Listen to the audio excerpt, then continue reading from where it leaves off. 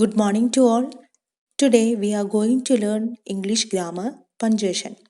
Punctuation will make our writing easier to read and make the meaning clearer. We use capital letters and marks of punctuation to make our writing clear.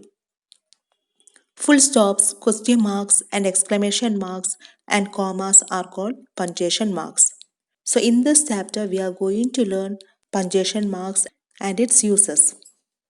First of all, capital letter. We have already learned in the previous chapters that sentence begins with a capital letter and ends with a full stop.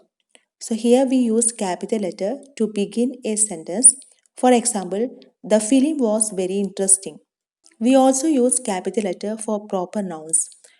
Proper nouns means specific name for particular person, place or thing.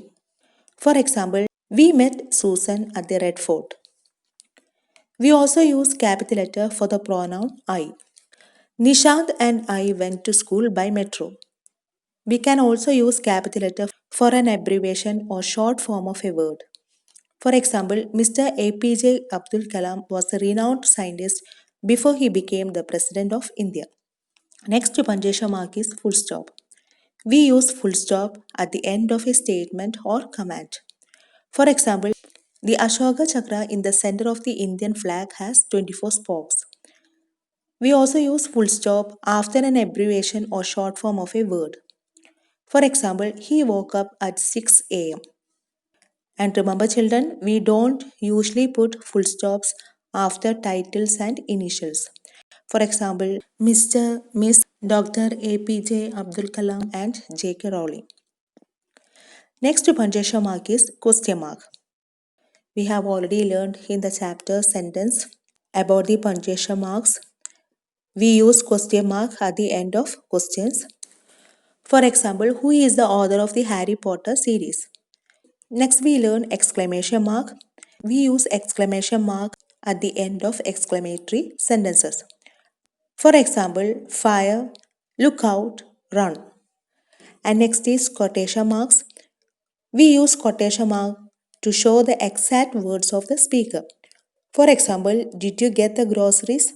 Asked Jane. Ravina said, be ready by 5:30. Let's see how do we rewrite the sentences using punctuation marks and capital letters. First sentence, if you drive from Guwahati to Shillong, it should take you about 3 hours. Here we begin the sentence with capital letter and also use capital letter for places like Guwahati and Shillong and put full stop at the end of the sentence.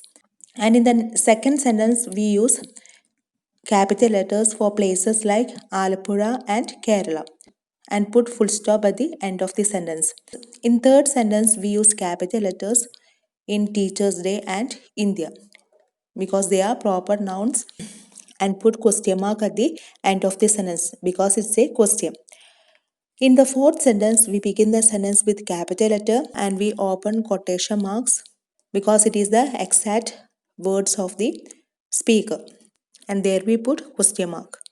In the fifth sentence, we begin the sentence with capital letter and there is no full stop after S.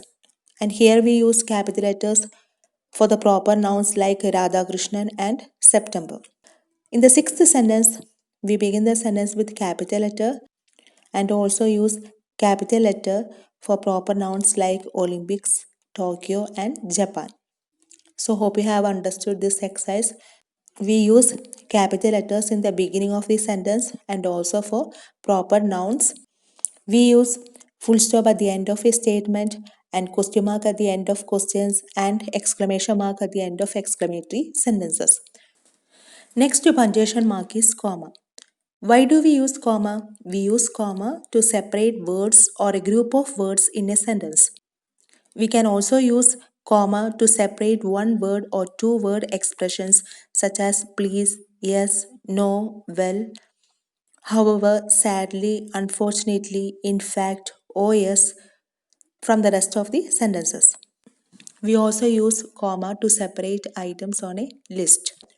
Next punctuation mark is apostrophe. The apostrophe is used to show that something belongs to someone.